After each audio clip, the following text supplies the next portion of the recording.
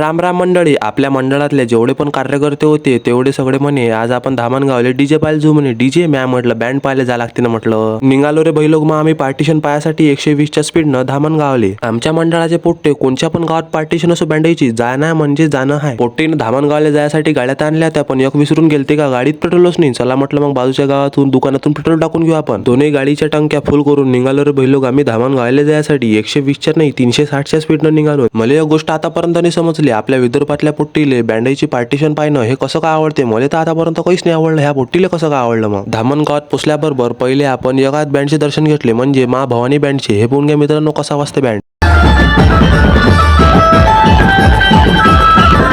लय दिवस झाले बजरंग बलीचे दर्शन नव्हते घेतले. हे घेऊन घ्या मग बजरंग बलीचे दर्शन. थोडंसं अंधार आल्यावर आपल्याला डायरेक्ट विशाल बँड पार्टी दिसली मित्रांनो. म्या म्हटलं ह्या विशाल बँड पार्टीत काहीच मजा नाही राहिली म्हटलं. म्या म्हटलं आता आपण अंदर जाऊ म्हटलं. कोणती बँड पार्टी पाहिले. आशीर्वाद बँड पार्टी पाहिले मित्रांनो तुम्ही एकदा पाहून घ्या आशीर्वाद बँड पार्टी कशी असते तर.